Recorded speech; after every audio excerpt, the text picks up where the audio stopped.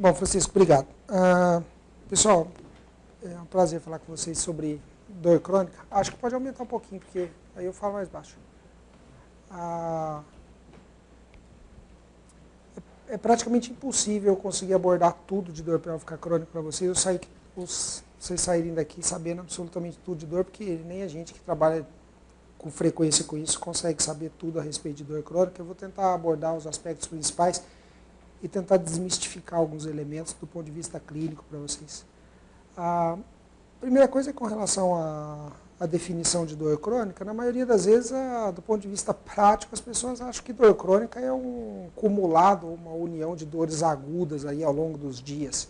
E, na verdade, não tem nada a ver, dor aguda não tem nada a ver com dor crônica, embora o nome dor e a percepção ou a sensação sejam parecidas.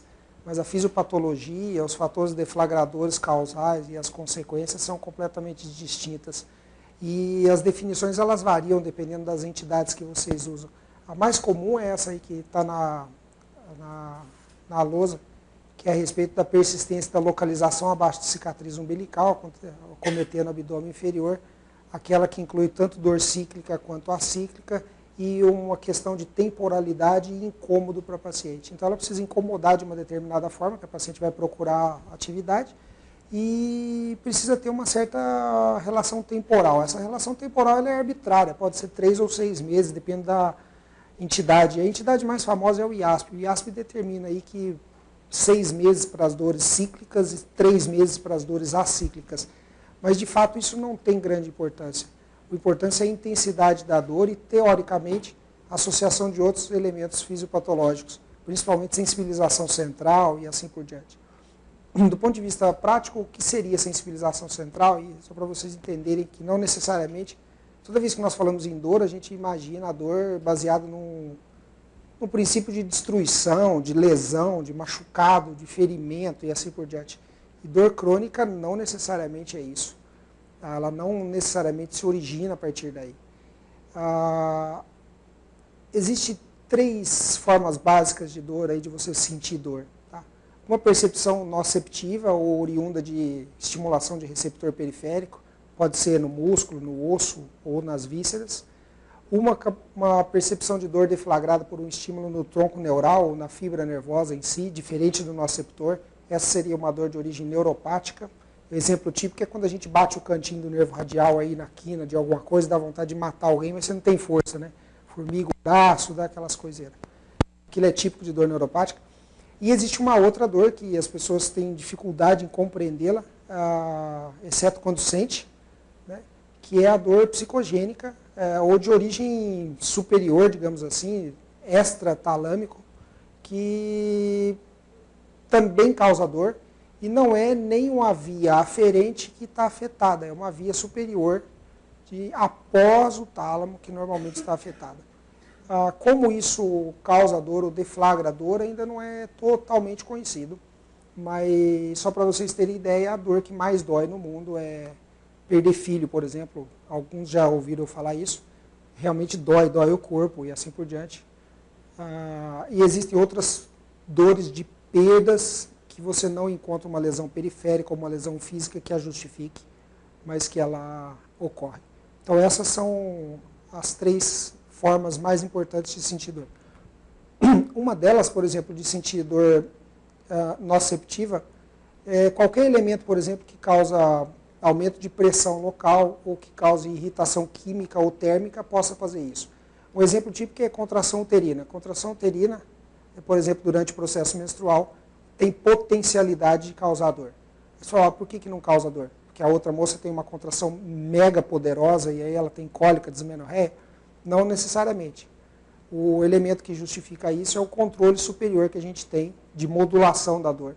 Ele bloqueia ou ele alivia essa percepção, o limiar de dor ele está bloqueado ou está diminuído, de tal forma que quando você tem um estímulo periférico de pressão no nociceptor, quando chega nas vias superiores, aquele estímulo não propaga, ou seja, a pessoa não percebe como dor, mas o estímulo periférico existe. E algumas pessoas que têm esse limiar não atuante ou atuante de forma inadequada, ela pode perceber a mesma sensação como dor. Tá? Bom, Daqui a pouco vocês vão ver por que é importante a gente ter isso em mente. Mas a ideia é que, por que falar de dor crônica? Porque ela é muito importante. Por que falar no meio ginecológico? Porque a quantidade de cirurgias relacionadas ou indicadas para avaliar a dor crônica ou feitas para um pseudo-tratamento de dor crônica, como esterectomias, laparoscopias, etc., ou mesmo como que tem a cirurgia ginecológica como consequência à dor crônica, são frequentes, né, no nosso meio e chegam aí próximo de 40% dos casos. Existem mais de 120 catalogadas de dor crônica na literatura.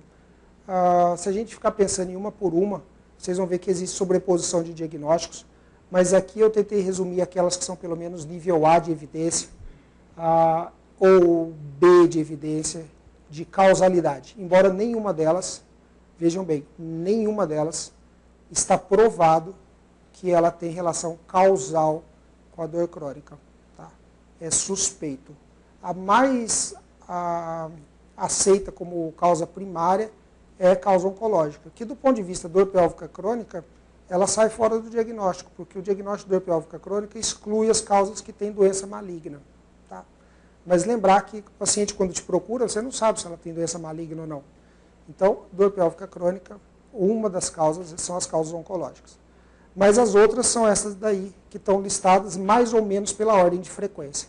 Síndrome do intestino irritável, síndrome de bexiga dolorosa, ou da dor de origem vesical, ou da dor na bexiga, doença inflamatória pélvica, depois tem uma particularidade que nós vamos comentar, endometriose, neuropatias, embora esse diagnóstico de neuropatias, principalmente no atendimento a paciente ginecológico, ele é subestimado, então embora a gente ache que ele é menos frequente, talvez não seja, principalmente por conta da incidência de cesáreas e de esterectomias no nosso meio. Adenomiose e leiomiomatose, existe dúvida a respeito de causalidade, mas nós vamos discutir isso um pouquinho à frente. Aderências e congestão pélvica, que na minha opinião, excetuando casos raros, não são causas de dor pélvica crônica. Eu acho que tem que investigar outras causas, mas é uma questão particular, é uma opinião pessoal. E transtorno de humor e somatização, que embora colocado em último lugar, na maioria dos livros, textos ou material que você lê, eles colocam como causas de exclusão, embora na experiência pessoal, eu acho que esse item ele está lá para cima. Tá? Existe sempre esse componente, ele pode ser consequência ou causa da dor pélvica, mas ele com certeza interfere nos sintomas, interfere no resultado do tratamento. Esse aqui não tem interesse em vocês lerem agora, mas está disponível depois para quem quiser. Existem métodos de identificar as causas básicas da dor, e entre elas uma importante é identificar o que é dor neuropática e o que não é dor neuropática. E isso é importante para o ginecologista porque foge um pouco do padrão dele do dia a dia de exame ginecológico e de queixa clínica. E por que é importante? Porque o tratamento é completamente distinto. Então, usar, por exemplo, anti-inflamatório não esteroidal como complemento o tratamento de uma dor de origem neuropática, você, em médio prazo, piora o prognóstico do paciente, porque você piora os limiares de dor dela. Tá? Então, essa paciente vai merecer, por exemplo, antidepressivo tricíclico, anticonvulsivantes, outros tipos de drogas. E, clinicamente, quando ela vem típico, é uma dor em choque super associada a um procedimento cirúrgico, eu tenho perda de sensibilidade naquele local, naquele dermátomo, fica relativamente fácil você fazer o diagnóstico, mas nem sempre ele vem assim. Então, às vezes, ele vem misturadinho. E existem alguns critérios, alguns formulários relativamente simples, por exemplo, como esse critério esse questionário para avaliação de dor neuropática, que ele é simples, ele tem 4, 5 questões, e com um determinado score você consegue saber qual a potencialidade daquilo. Por exemplo, endometriose, a paciente pode ter dor neuropática ou não. Dor neuropática pós-operatória, ela pode ter dor neuropática ou não. Aderência pode estar associada a dor tipo neuropática ou não. E assim por diante. Tá? Pode haver componente misto de dor inflamatória e dor neuropática, isso é relativamente comum. Então são só instrumentos para ajudar as pessoas a fazer diagnóstico. Assim como alguns outros exames que fazem parte do exame físico da paciente com dor pélvica crônica, que também estão um pouco fora da avaliação da paciente de ginecologia básica aí, que se faz na rotina. A primeira figurinha que vocês veem aí em cima, aí à esquerda de vocês, é uma paciente deitada em decúbito dorsal, na maca lá. Você simplesmente localiza um ponto doloroso, pede para o paciente, por exemplo, recrutar aquela fibra. Que jeito mais comum é pedir para a paciente simular um abdominal. Então ela simula sem apoiar as mãos, e se houver uma piora daquela dor local, sugere-se que aquela dor esteja na parede abdominal, seja ela facial, seja ela muscular, seja ela neurológica. Alguns outros materiais, a gente diz que material muito caro, difícil acesso, que é cotonete, uma pontinha de agulha e eventualmente uma escova de dente super macia. Eu não preciso usar a sua, né? Você pode pegar uma lá no ambulatório. Que são técnicas simples de testar a sensibilidade local e que normalmente em dores neuropáticas isso está muito comprometido. Geralmente o hipoestesia ou anestesia local ou mesmo disestesia local, em que a paciente sente, por exemplo, frio quando você toca aquela região. Isso é típico de dor neuropática. Lembrando que um elemento chamado alodínia, que quando você passa, por exemplo, o algodão, que normalmente a paciente sentiria só o tato, ela pode sentir isso como dor. Isso acontece não só em dores neuropáticas, mas pode acontecer também em dores viscerais. Tá? É só lembrar esse detalhe. Embora é característico de dor neuropática, também pode ocorrer em dor visceral. E se tiver muita dúvida, nossa, eu estou na dúvida, esse ponto é um ponto pequeno, 2, 3 centímetros, eu não sei se isso é um ponto de disparo, um ponto de gatilho ou não. Uma outra tática que pode ser usada é um bloqueio anestésico local, um pouquinho, 1, 2 ml de anestésico sem vasoconstritor, injeta naquela região e você vê se melhorou ou não melhorou a dor. Se melhorou, a origem é ali. Se não melhorou, a origem não é dali. Tá? Bom, e eu falei lá que as causas oncológicas são primeiras, mas que elas estavam fora da lista de diagnóstico de dor pélvica crônica por uma questão de definição e assim por diante, mas como eu disse, se você chega lá embaixo, as pacientes não te contam isso antes. Então tem alguns elementos, tem 4 elementos que são importantes, que tem capacidade de predizer, que são sinais de alerta para causas oncológicas, e isso tem que levantar a orelha do pessoal. São esses 4 aí: curta duração do sintoma e rápida progressão. Então, o paciente que chega lá com 3 meses de dor, mas uma dor que progrediu rapidamente, é muito intensa, isso deve levantar a lebre. Aparecimento em paciente com idade maior que 50 anos. Dor pélvica crônica tipicamente ocorre na idade reprodutiva. A perda de peso significativa, quanto que a gente considera isso? 10% de peso corporal nos últimos 6 meses, exceto se a paciente estiver fazendo um regime muito restritivo. E presença de massa abdominal ou massa pélvica. Principalmente se estiver fixa ou se tiver associação com ascite ou suspeita de ascite. Esses são elementos que devem levantar a lebre e não podemos, digamos assim, negligenciar. Em geral, a necessidade de algum exame, os exames devem ser dirigidos e devem ser minimizadas as solicitações, eu vou mostrar porquê no final, mas a priori o ultrassom transvaginal é a melhor opção de rastreamento inicial dessas pacientes. Precisa fazer preparo intestinal, essas coisas? Não há necessidade de fazer preparo intestinal. Só há necessidade se o ultrassonografista julgar necessário naquele momento por alguma dificuldade técnica que ele teve. Mas nós não precisamos pedir. O Doppler, ele tem sido colocado como uma opção, principalmente para avaliar a vascularização da pelve, mas principalmente do quesito científico ainda. Do ponto de vista prático, não existe nada mostrando que ele é fundamental. Então, a priori, se você tiver um ultrassom morfológico bom da pelve, ótimo, de preferência via vaginal. Se não tiver condições, paciência, via abdominal. Ressonância ajuda? Claro, é um ótimo exame, mas a sensibilidade do exame é muito alta e ela às vezes acaba gerando muito falso positivo. Então a gente precisa ficar preocupado também com o excesso de diagnóstico nessas pacientes. Eu listei aí alguns problemas que a gente tem ainda com ultrassom, por exemplo, falta uma padronização adequada para avaliar essas pacientes. O que eu vou avaliar? Alguns profissionais avaliam tudo, outros profissionais avaliam um item pequenos, mas exatamente o que eu vou procurar? A gente está tentando trabalhar com isso, de tentar elaborar um método padronizado de como laudar o ultrassom da paciente com dor pélvica crônica, o que rastrear nessas pacientes. Tá? Bom, e eu vou passar rapidamente, isso aqui depois eu compartilho esses itens com vocês, para a gente não ficar perdendo tempo de ler, porque isso aqui basta ler para fazer o diagnóstico. Então, síndrome de intestino irritável é leitura. Eu leio ali, preencheu aqueles critérios, ponto, a paciente tem síndrome de intestino irritável. Alguém sabe a fisiopatologia da doença? Infelizmente, não se sabe a fisiopatologia da doença.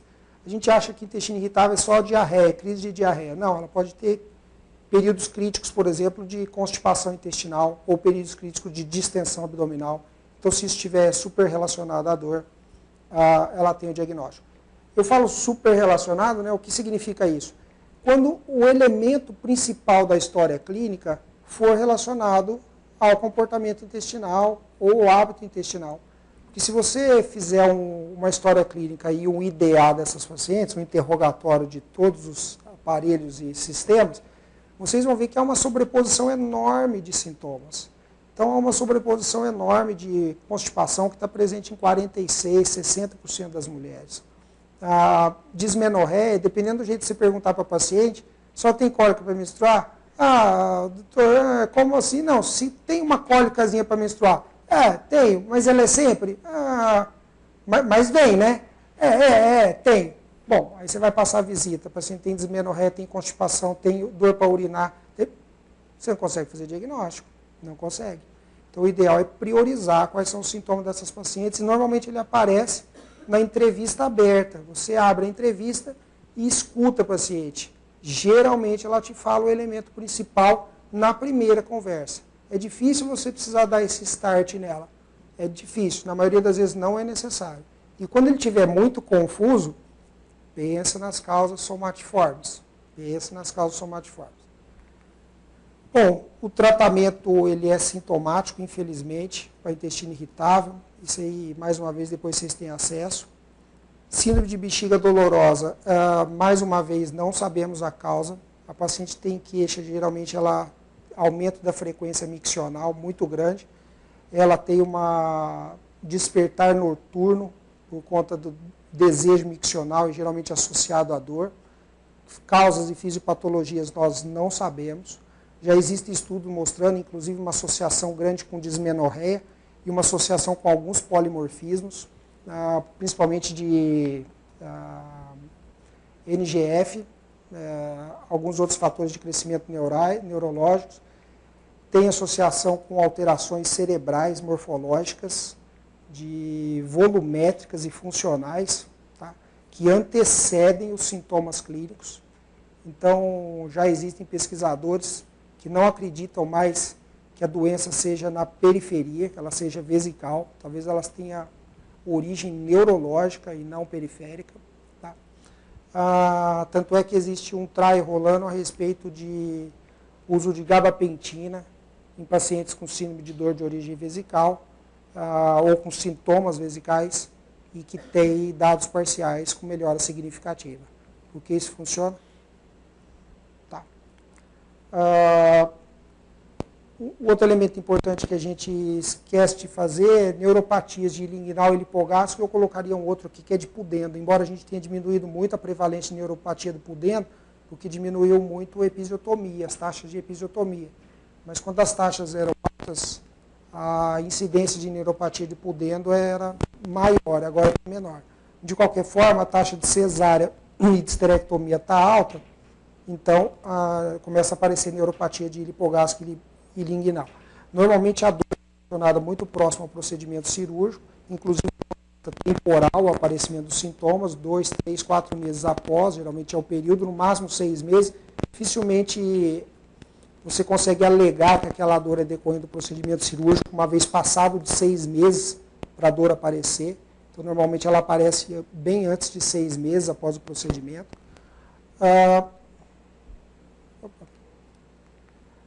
E normalmente esse quadrinho mostra naquela área churiada perto da pelve quais são as áreas de hipoestesia ou de alterações de sensibilidade locais que vocês vão perceber. Mas depois eu te passo a foto, pode ficar tranquilo. Se fotografar daí você não vai pegar nada. Ficou vermelha, coitado. Mas eu lhe passo com o maior prazer. Então, todo onde está o trajeto desses nervos e quais as áreas que vocês vão perceber que tem de alteração. Tá? Esse aqui é só uma listinha de tratamento, mas tem no protocolo nosso também da dor pélvica do departamento. E tem aqui, posso passar para vocês também, para não ter medo de uso de algumas drogas. Essas pacientes com dor neuropática, não adianta querer usar anti-inflamatório não esteroidal para elas. O tratamento é outro, tricíclico, gabapentina, pregabalina, assim por diante, ou acertar uma ou outra droga, como carbamazepina, ela pode ser útil em algumas situações. Mas quando a gente bota esses nomes aí, essas drogas, as pessoas morrem de medo, né? O ginecologista diz, meu Deus, eu não vou. Ele acha que vai dar esse remédio para o paciente, já vai ter uma crise convulsiva do lado fora do consultório. Mas em geral não, em geral ela previne, mas não precisa ter tanto medo. Com relação à doença inflamatória pélvica, é uma doença extremamente frequente, mas tem uma característica aqui que a diferencia. Está aí um dos especialistas, Heitor Geraldo, tem a Sil que domina muito, a Paty aí. Mas é que a paciente com dor crônica, quando ela chega no consultório, não necessariamente ela está com dor pélvica aguda. Então ela não preenche todos os critérios. Você não consegue fazer o diagnóstico na paciente com dor pélvica crônica usando todos os critérios de DIP aguda. Ou seja, ela não está com DIP aguda. Até 30% dos casos são subclínicos. Tá? O que tem de recomendação mundial hoje é o seguinte, se a paciente tem dor pélvica crônica acíclica, e se ela tem um dos outros sinais, é diagnóstico diferencial. Ponto final. Então, quando que eu vou tratar? Quando a história clínica sugerir. O que a gente tem visto na prática? Que o que mais se associa ao de tratamento clínico, quando se suspeita de DIP, é quando a paciente tem uma história que normalmente começa com uma dismenorreia ou uma dispareunia, que vai progredindo, atinge dor, o sintoma fica contínuo, dor acíclica, e geralmente ela tem um ou outro sinal de doença inflamatória pélvica. Essa paciente é aquela que você trata, ela costuma melhorar mais. Uma paciente que começa com dismenorreia progressiva e evolui com dispareunia, talvez a causa não seja a doença inflamatória pélvica, mas na hora que você vai examinar essa paciente no ambulatório, ela pode ter dor à palpação anexial. Então, se você for tratar absolutamente todas, você vai tratar 90% das pacientes. E que também não é o adequado. Então, a ideia é a gente fazer uma peneira fina aí dessas pacientes e tentar identificar aquelas que têm maior chance de ter doença inflamatória pélvica.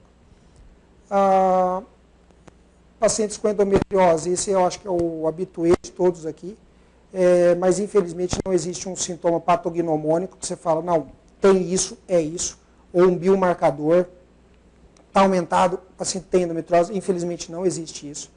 O sintoma que tem maior capacidade preditiva é a dismenorreia progressiva, mas ele está longe de ser ideal. A dispareunia nessas pacientes ela não tem nenhuma capacidade preditiva do diagnóstico de endometriose. O que ela te ajuda, naquela paciente que você já tem suspeita, ela te ajuda a aumentar a chance diagnóstica de lesão profunda e infiltrativa. Então, aquela paciente tem suspeita de endometriose por dismenorreia progressiva, dor acíclica. Se ela tem dispareunia, há uma maior chance dela ter lesão profunda, infiltrativa, mas tirando isso, de qualquer forma, o diagnóstico dessas pacientes é muito atrasado, ele é retardado, a média aí de 4 a 7 anos. Existem lugares com um pouco menos, existem lugares com um pouco mais de tempo, dependendo do que você tem de aparato para fazer diagnóstico, o quanto você intervém precocemente ou não.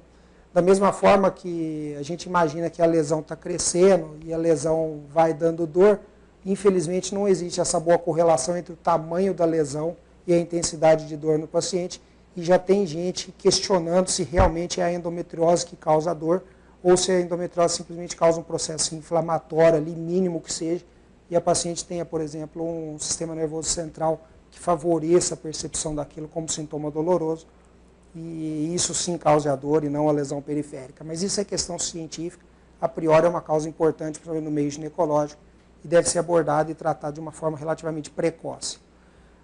Eu pus os tratamentos, embora o tratamento clínico é mais importante, não importa o esquema que você vai fazer, não importa se vai fazer combinado ou estrogênio sozinho, e é bom que a paciente use por um período de tempo longo, quanto? Não sabemos. O fato é que se ela parar, aumenta a recidiva de sintomas. Tá? E tem alguns efeitos colaterais, um maior deles é que previne gravidez, e um outro elemento que a gente tem importante é o tratamento cirúrgico, que obviamente ele é importante. Quem teve a oportunidade de discutir comigo nos ambulatórios sabe que eu sou um pouco resistente em operar demais os pacientes, acho que o grupo é um pouco resistente, mas quando tem indicação, obviamente que a gente tem que operar. Mas eu pus um gráfico aí, só uma curiosidade, o que interessa é a curva, depois quem quiser chegar pertinho para ler, ok? Esse estudo tem uma série de viés científicos do ponto de vista de desenho metodológico, mas ele mostra o que ocorre na realidade do dia a dia do consultório das pessoas. Quando a paciente opera para endometriose, por exemplo, e você, quando ela faz laparoscopia para tratar a endometriose ou quando ela faz esterectomia ao longo dos anos, qual é a taxa de recorrência dos sintomas e de necessidade de retratamento. Então, ao final de 8 anos, em torno de 90% das pacientes submetidas à laparoscopia vão necessitar de nova reabordagem para retratamento da doença. Isso foi oriundo de um trabalho que avaliou mais de 60 mil pacientes nos Estados Unidos, baseado em convênios e o que aconteceu com esses pacientes do convênio. O que simula muito parecido com o que acontece nos convênios aqui, provavelmente, né? Embora ele tenha muita falha metodológica do ponto de vista científico. Se vocês quiserem discutir detalhes depois, a gente fala. Mas a taxa de reabordagem é muito alta. E veja quem fez esterectomia, a taxa de reabordagem beira 70%, 80% no final desses 8 anos. É muita coisa. Né? Pensando que essas mulheres têm diagnóstico com 19 anos, 20 anos, 22 anos, com 30 anos ela vai ter outra necessidade. Bom, adenomiose, ninguém sabe se é causa ou consequência de dor. Ninguém nunca mostrou a relação causal muito clássica, mas é colocada como um elemento importante.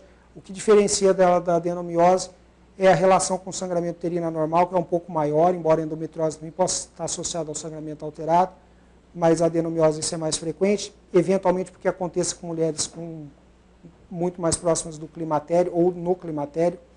E um outro elemento importante é a idade. Enquanto a endometriose acontece na paciente com uma idade menor, a adenomiose na paciente próxima dos 40 anos.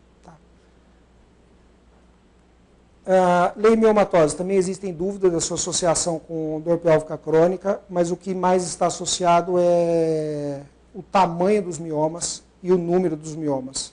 Acredita-se que leiomiomatoses grandes assim estejam associadas à dor crônica e podem ser causas de dor crônica, principalmente quando está associado a esse processo inflamatório, que pode ser visto através de hipervascularização de pelve. Isso parece estar associado e a plausibilidade em se falar como causa de doença. Tá? Fora isso, é difícil você falar que um mioma único ou mioma duplo pequeno seja causa de dor pélvica. Mas, aderências existem muita dúvida e essas são as evidências mais atuais dos melhores trabalhos que a gente tem e são evidências contrárias a associação causal entre aderência e dor crônica, inclusive com relação ao tratamento. Eu particularmente acho que se a gente tem como base que a aderência não dá dor, a gente vai errar algumas vezes. Eu acho que a gente tem que usar com parcimônia. Existem aderências em que você, por exemplo, fixa vísceras ocas à parede pélvica, por exemplo, eu fixo a tuba na parede pélvica, esses órgãos eles são contráteis, eles têm peristaltismo, isso dói. Tem tuba que evolui com hidrossalpinge, pós-laqueadura, ou pós-manipulação, esterectomia, etc. Isso dói. Então, quando você tem angulação extrema de víscera, por exemplo, do tipo intestino delgado, ou ilho terminal, dói. Então, tirando esses casos, realmente a gente pode pensar que a aderência não necessariamente dá dor, e se eu tratar, não necessariamente eu garanto melhor a clínica, mas deixar esses casos de alerta, porque eles sim podem ser causa de dor, e a gente não deve pensar simplesmente que todas não dão dor. Algumas são. Então, congestão pélvica, esse eu acho muito duvidoso. Eu, particularmente, cada vez mais tenho duvidado desse diagnóstico, exceto em casos raríssimos de obstrução de veia ovariana pela compressão renal.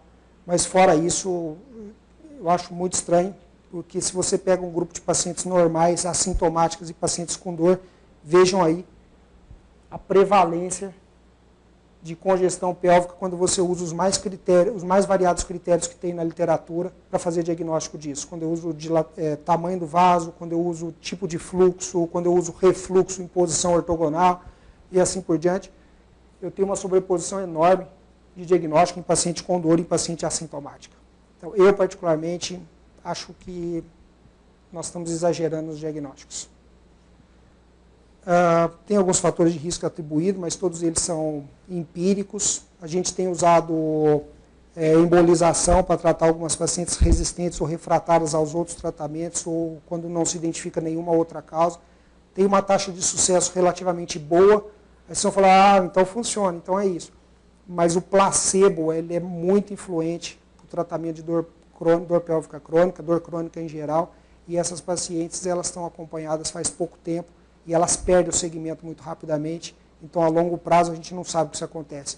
Na experiência pessoal de quem está no ambulatório há muitos e muitos anos, elas voltam tardiamente depois com a mesma dor. Tá? E aí você faz novos exames, dá ou não dá congestão pélvica, é extremamente aleatório. E um outro exame que a gente não pode esquecer, que é somatização e outros transtornos de humor, ansiedade e depressão, que, como eu disse, a gente coloca por último, porque oficialmente isso aí é por exclusão, mas a gente vê no ambulatório que isso não é exclusão. E o principal é quando vocês começam a ver paciente que tem sintomas de múltiplos sistemas extremamente bagunçados, você não consegue fechar a história clínica, aquilo é típico de somatização.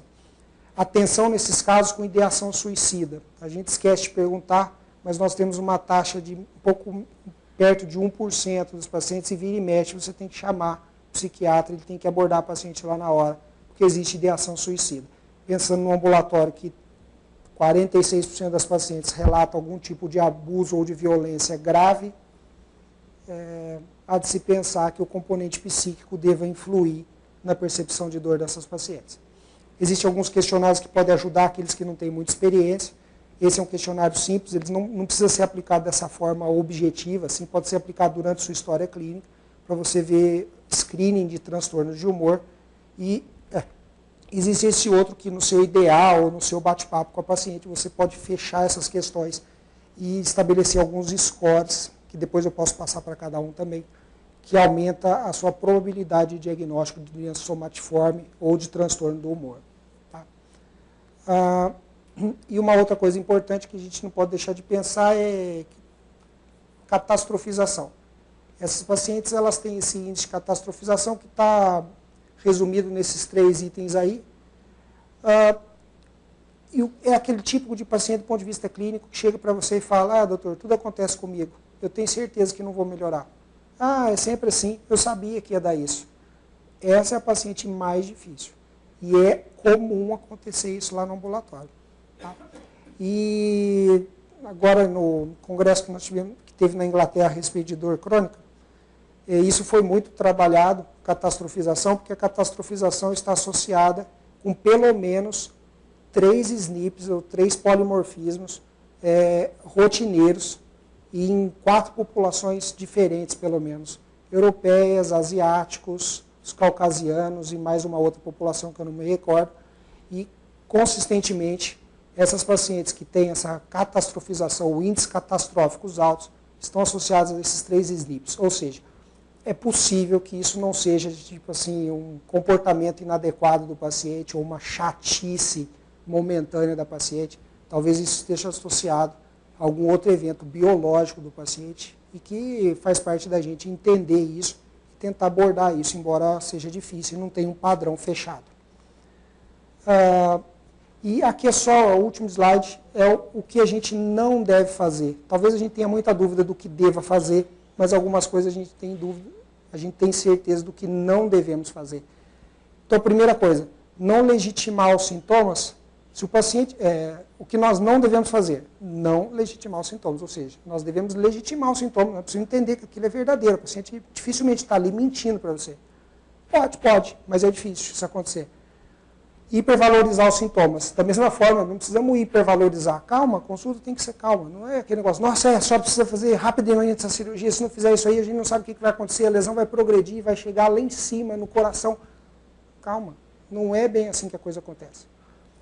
Atestado médico de longa duração já sabe que é prejudicial para o paciente. Início precoce de analgésico opioide ou um monte de medicamento é prejudicial ao paciente.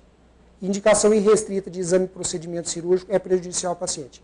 Isso já existem evidências sobre isso. Tá? Essa referência é muito boa, mas existe uma outra do Jensen, que é um pesquisador inglês também, que pesquisa só sobre isso. E nessa referência dele vocês vão ter acesso a outras. Isso é muito importante. E com relação ao paciente, acreditar que é incapaz de exercer funções, doutor, não dá para eu trabalhar. Isso é problema.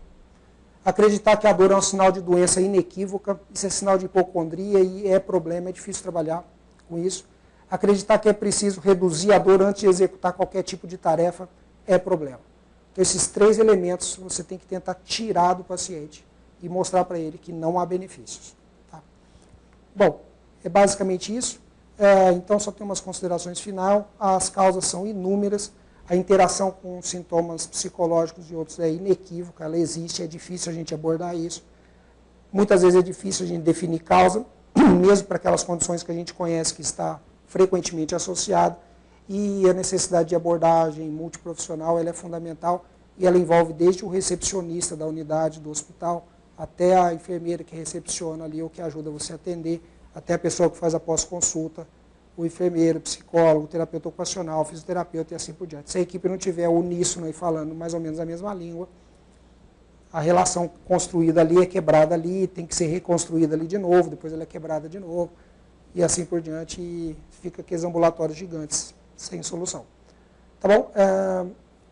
Espero que tenha colocado alguns pontos, pelo menos algumas dúvidas na cabeça de vocês, e esse é o objetivo.